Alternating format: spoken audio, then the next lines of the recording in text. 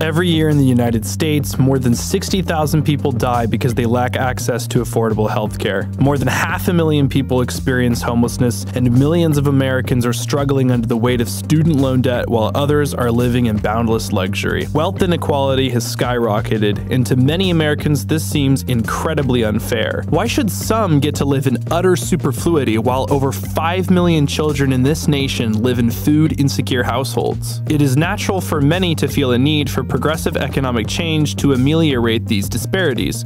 But many defenders of the status quo argue that our system gives the poor a chance to rise, and if they don't make use of that opportunity, it's their fault. It's not fair to make the hard-working winners pay for their mistakes, they say. Instead of just blaming the environment and finding excuses, people need to take personal responsibility and help themselves. People who fail to do so deserve the consequences of their actions, so nobody should be expected to help them. In this video essay, I will show that the notion of justice as desert, the idea that justice is about giving people what they deserve, actually undermines the arguments which defenders of the economic status quo put forward. Once we take the idea of giving people what they deserve seriously, we have a compelling reason for egalitarian economic change. The details of that economic change are beyond the scope of this video. While some of the arguments I'll make criticize the structure of capitalism itself, my main arguments can be used both by moderates who support improved social services and a safety net, as well as proponents of more radical change such as socialists like myself. For brevity, I'll call us all progressives.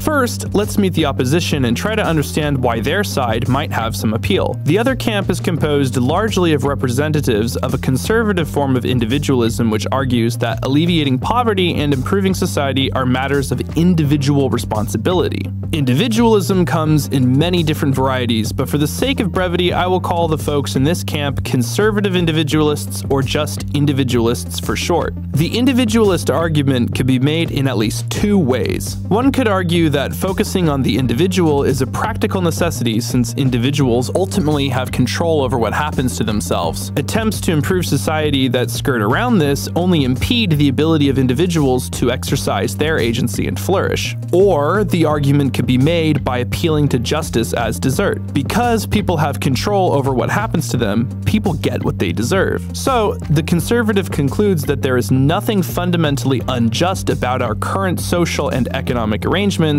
and no reason to change them. In this video, I will not address the pragmatic type of arguments since they are far easier to debunk. Pick pretty much any indicator of human welfare out of a hat, and it will show you that more economically egalitarian social arrangements, such as social democracies, do far better for the average person than our dysfunctional system.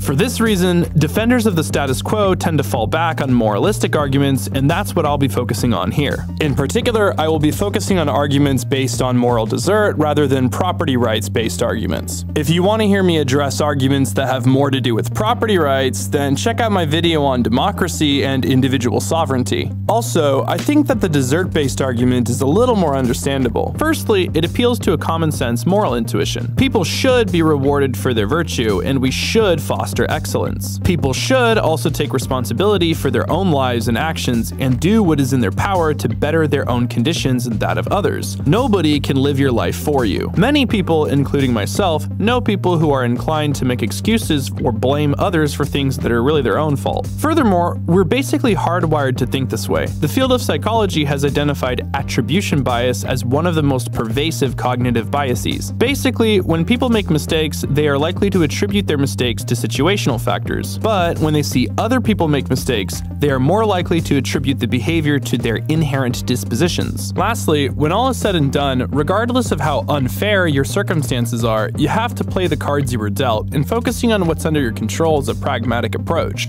All that being acknowledged, some individualists turn personal responsibility into a sort of religion whose core tenet is that you, the individual, are responsible for literally everything and all circumstances in your life. This can range from self-help gurus who try to spur people to get off the couch and clean their rooms or invest in NFTs or cryptocurrencies or something, and the spectacularly delusional. My absolute favorite example of this is Karlin Borisenko, who literally made a religion out of this. Now, for brevity's sake, I can't exactly steelman her beliefs, so feel free to watch her discussion with Hunter Avallone if you want the full context. But I assure you, the context does not make her look much better. So we have to start with an understanding that there is a difference between how we perceive something on a human level and how we might look at it on a spiritual level.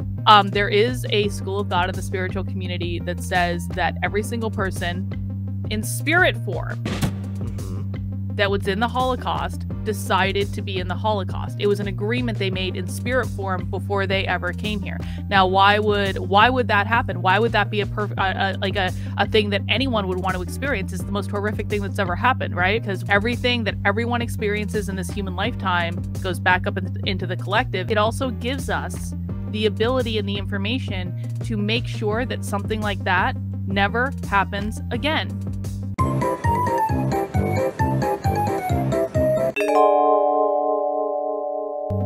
Individualists make these kinds of very extreme ideas more palatable by misframing the debate. They imply that progressives can't acknowledge that individual agency plays a role. They also try to frame it as a debate between stability and security on the one hand and freedom to reach your own potential on the other. They may also frame the debate as a matter of whether people have free will at all or if they are merely products of their environment. Progressives will often unwittingly go along with this kind of framing and set themselves up for a losing battle. In reality, attacking the dogma of personal responsibility allows us to both better promote the flourishing of the individual and also empower individuals to make use of their own agency in bettering their own lives. We can start our argument in what may be a familiar place. The most prevalent critique of our society from progressives is that we simply do not have a level playing field. The argument is that the results of our economic system say about as much about people's merit as a foot race where some of the participants have a ball and chain around their ankles. According to the concept of justice as desert, people are not held responsible for things outside of their control. And so, if this critique is true, then the concept of justice as desert demands change. Some conservatives try to end the argument here by denying that your circumstances matter at all. Some say that poverty is just a mindset, and some, like Gary Vaynerchuk, even go as far to say that it's an advantage to be born poor. You know what I think is a better advantage than being born into something? Being born into nothing. The internet the way it is today, I'd rather have 0 than 100 million. Talk to trust fund babies. I do. Do you know what it's like to talk to a human being that looks at you at 22 years old and says, no matter what I do for the next 80 years, it will never be my own accomplishment? Do you know what kind of level of depression that leads to? A lot.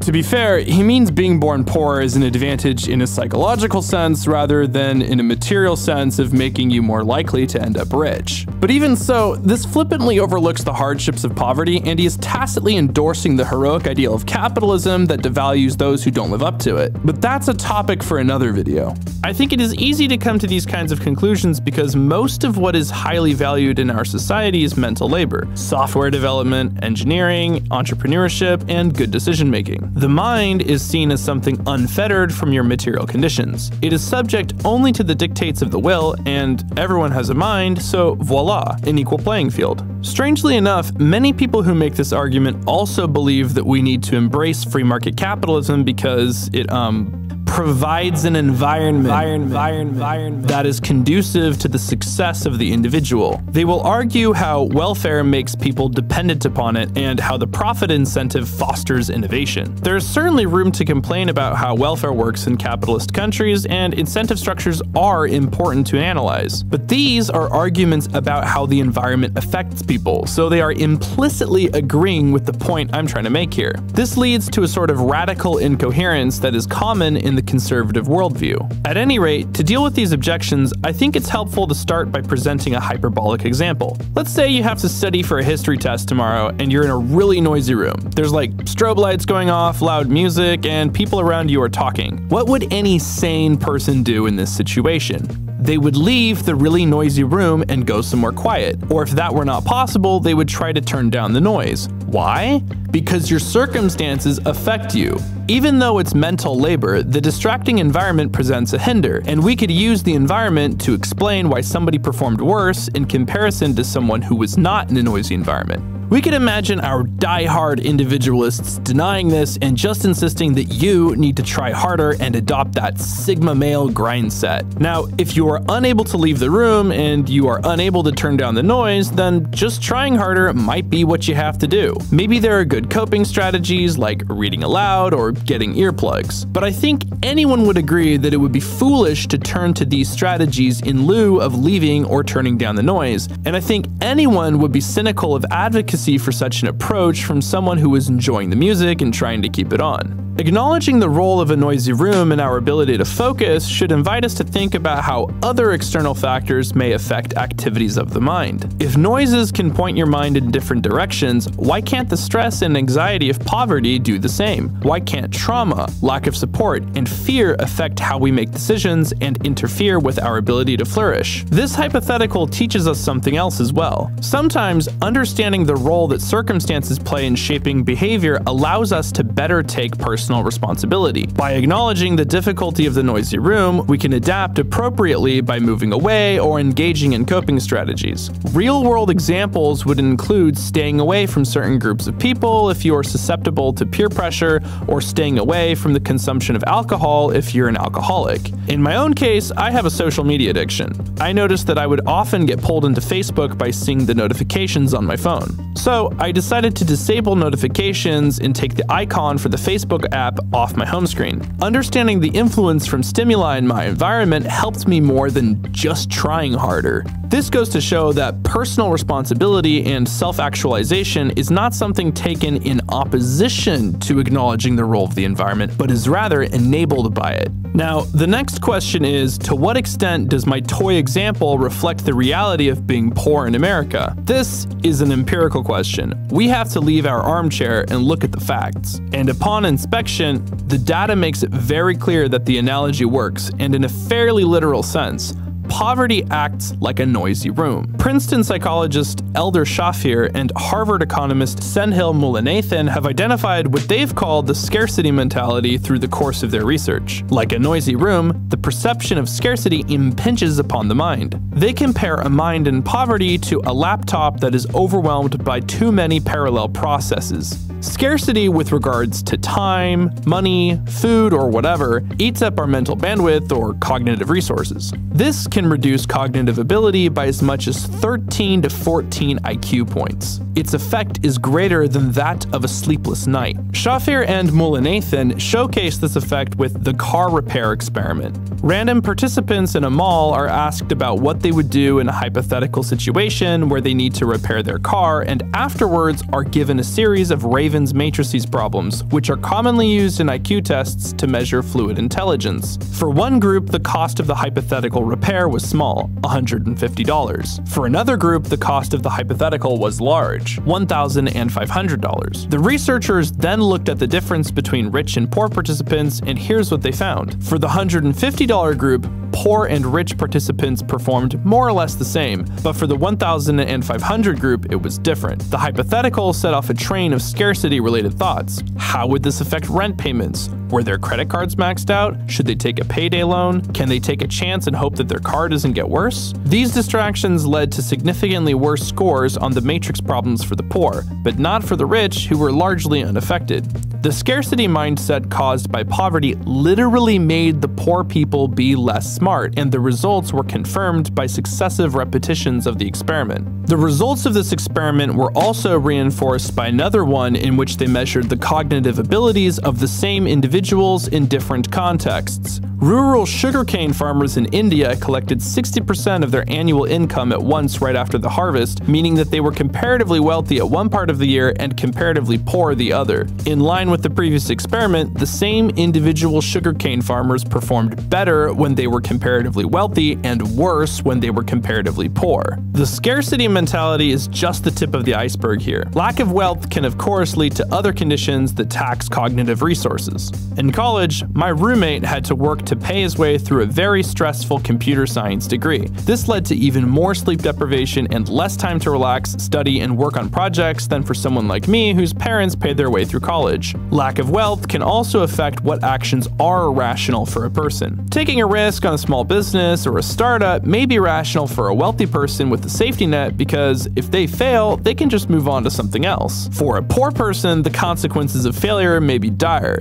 thereby making the same choice unwise. These observations go some ways to explain the settled fact that in the United States, those born poor tend to stay poor and those born rich tend to stay rich. Those born in the bottom fifth with regards to family income have a 70% chance of remaining below the middle fifth with regards to income as adults, while those born in the top quintile have a 63% chance of ending up above the middle fifth. This contrasts with more egalitarian social democracies like Sweden and Finland, where social mobility is higher, meaning quite literally that the American dream is more alive over there than it is in the United States. After looking at all the evidence, it's fair to say that denying that wealth confers a significant advantage is like denying that a noisy room makes it harder to study. If justice as dessert is an important political value, then the logical conclusion of what I've explained so far is that we have a reason to change society to make it more fair. It may not be the only thing to take into consideration, but all else being equal, there is a reason to do so. Many individualists will acknowledge that your circumstances affect you, but still insist that our system awards people according to merit or somehow fair enough because there is an opportunity for anyone to rise. The argument is that no change is needed since it's possible for any individual to rise, as evidenced by the fact that there are exceptions. Some people born in that bottom quintile do make it to the top quintile. Some more committed individualists, like my interlocutor here, would go as far to argue that any American can become a millionaire if they would just make the right choices. For progressives, it's very easy to end up in rabbit holes about why the individualist's MLM scheme wouldn't work, why just investing in Bitcoin may be too risky, or why Elon Musk's success was buttressed by government investments into Tesla. But this move in the conversation is a subtle shifting of the goalposts. We do not need to prove that for any individual person, it is literally impossible for them to rise, or that there are not choices they could have made differently that would have allowed them to do so. The proper response to this conservative defense is, so what? Just because some people rise above their circumstances doesn't mean that the situation is fair to begin with, and if it is unfair, we have a reason to change it as long as we hold justice as dessert as a political value. Furthermore, even if it were possible for any individual person to rise, and that's a big if, that does not mean that every person may rise. So pointing out that some people are able to rise and that some social mobility exists isn't a rebuttal to our main point. It's just avoiding it. It's a complete non-argument, and you could use the same argument of exceptions to defend other obviously unjust systems. Imagine these individualists back in the days of feudalism. While progressives are saying that feudalism is unfair and exploitative, these guys would defend it by pointing out the exceptions. Well, in feudal Japan, Toyotomi Hideyoshi rose from being a peasant to one of Japan's most powerful warlords. All you have to do is provide value for your feudal overlords, and eventually you too can rise and become a feudal lord. Stop making excuses and pull yourself up by your bootstraps. Just learn how to fight. Sure, it may seem that the samurai have an advantage because of their access to years of training and better armor and weaponry, but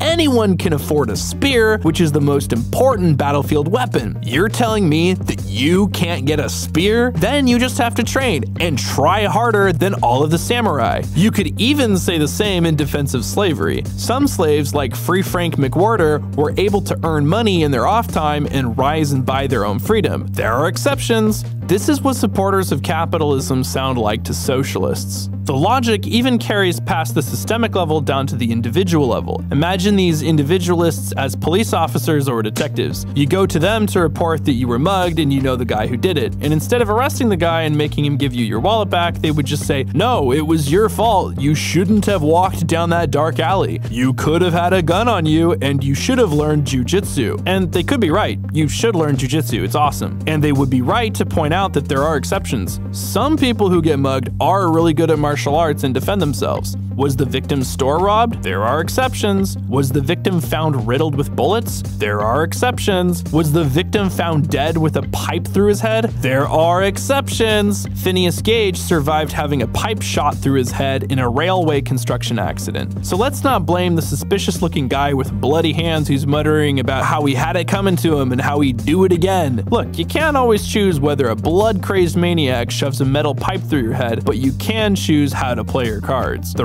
real culprit is the liberal media and the nanny state welfare system for not encouraging him to get that Sigma male grind set and just try harder to survive. Another problem with pointing to exceptions is that it overlooks individual variation. I'm surprised that this would have to be pointed out to individualists, but people are different.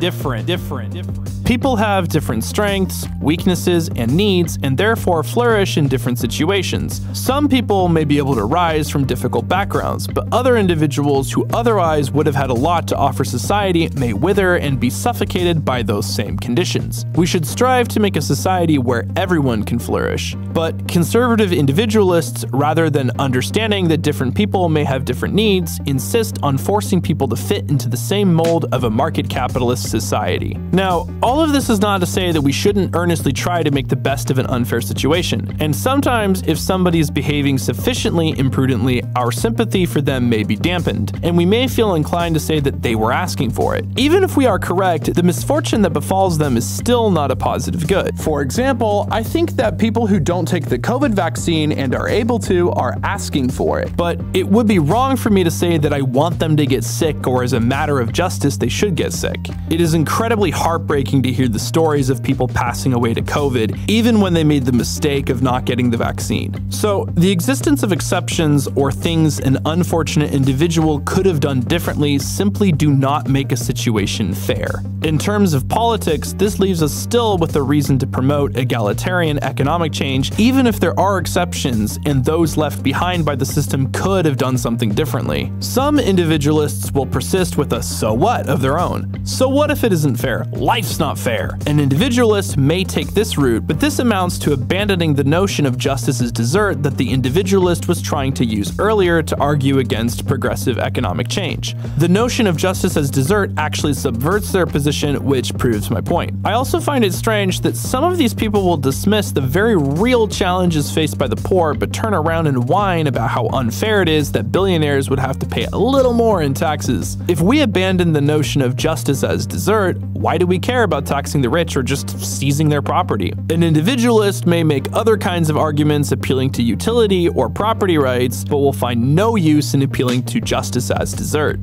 Taking moral dessert seriously opens the door for even more critiques of the status quo. So far, criticizing the lack of a level playing field may only suggest that we go as far as leveling that playing field rather than critiquing the game itself. We can deepen our critique by considering the following hypothetical. Imagine a dystopia where some despotic king a la Hunger Games makes all of his subjects participate in his royal games when they turn 18. For all of his flaws, the king respects meritocratic fairness and is no fan of bloodshed. The competition is simple, a 100-meter foot race. The first 3 to finish will own the losers as slaves, thereby ensuring a just ordering of society.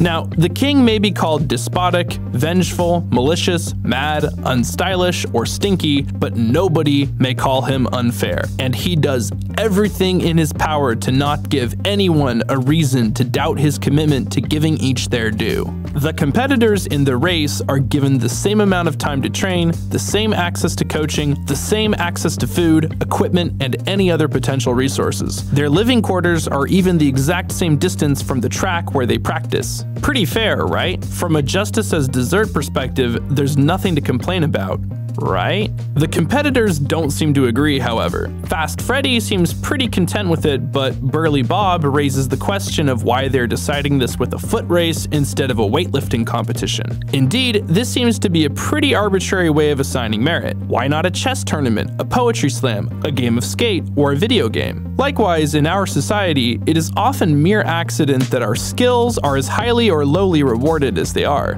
A talented computer programmer would have no use for their skills in feudal Europe, and a talented basketball player wouldn't be nearly as wealthy in an alternate universe where basketball was a little-known sport. Not only does chance and historical accident affect what is deemed valuable in our society, there is a further level of arbitrariness.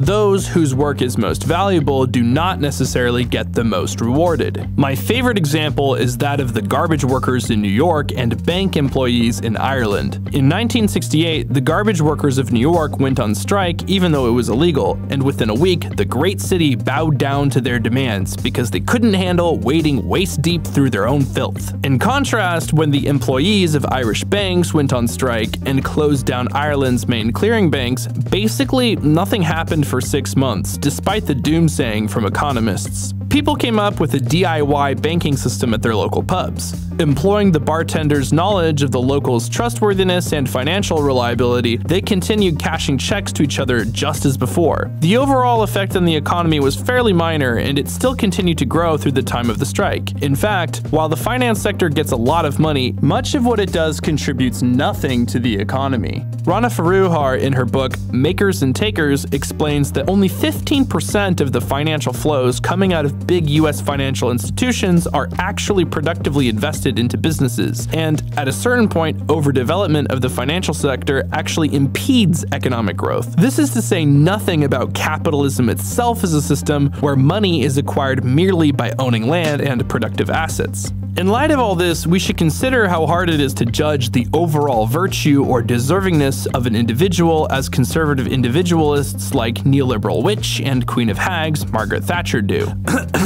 Alright, there may be poverty because people don't know how to budget, don't know how to spend their earnings, but now you are left with the really hard fundamental character, personality defect. We should find such statements very problematic. We must once again remind our individualist friends that people are different with different strengths and weaknesses. Some people who may find it difficult to get by in our capitalist system may have thrived in different circumstances. So failure to flourish in our market capitalist society should not be the final verdict on a person's merit. And it's a good thing that not everyone is the same. Society depends on having people with different skills and abilities contributing in different ways. Christian viewers may be familiar with the concept of the body of Christ, which I think serves as a good metaphor. Members of a community are like different parts of a body, each being unique, necessary, and fundamentally incommensurable. So, if we're all part of the same proverbial body, why should we have a system where some members are left out as losers at all? All of this leads us to another problem that the King's Foot race illustrates. While it may be possible for anyone to win, it is not necessarily possible for everyone to win.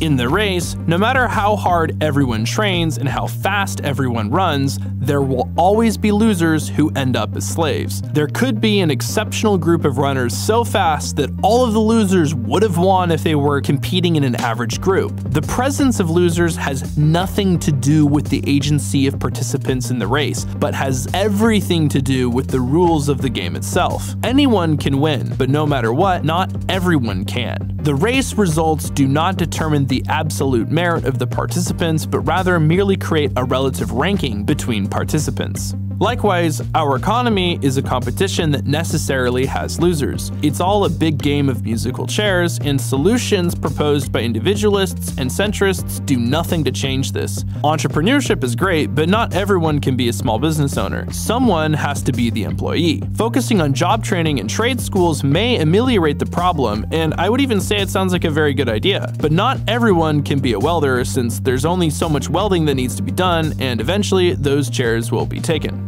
Two main factors that contribute to this are the profit motive and the Federal Reserve's monetary policy. There's plenty of work to be done, like infrastructure improvements, which is useful for society as a whole but may not be profitable in a market economy for any individual entity. There is also work which may be beneficial to those who have no money, like care for the elderly. Since capitalists run our economy for profit, naturally these kinds of otherwise useful jobs will not be created.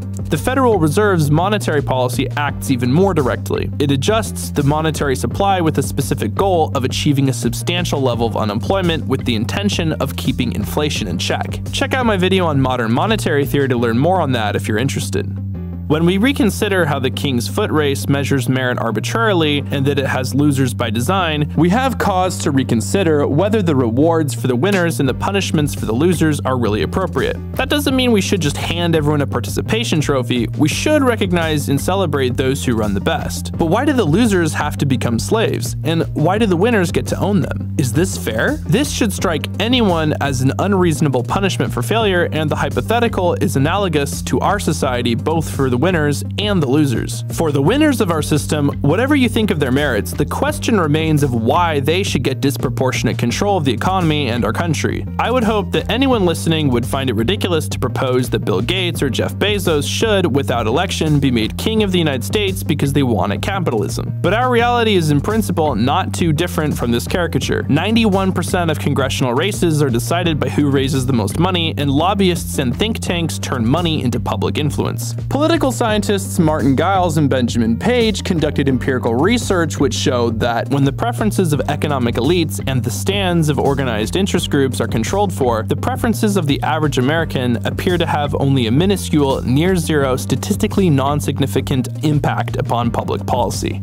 For the losers, we can likewise question whether their lot is justified. There are certain honors and perks that seem fair to reserve for the most deserving, but when the question of life-saving medicine which could be readily available comes up, it would be ghoulish to deny it to somebody since their labor is less valuable than others. After all, we usually only speak of someone deserving to die in the case of the worst criminals, such as murderers. Did Alex Smith deserve to die of type 1 diabetes because he only made $35,000 a year as a restaurant manager? Do the pharmaceutical companies deserve the profits because they gamed the system and evergreened their patents? Do veterans of our armed forces deserve to come home and wind up on the streets? Do college students, nurses, or elderly care workers deserve to have to live in their cars? Do children deserve to experience food insecurity because they were born to poor families? Insulin is cheap to make. 40% of produced food goes to waste, and vacant dwellings outnumber the homeless 6 to 1.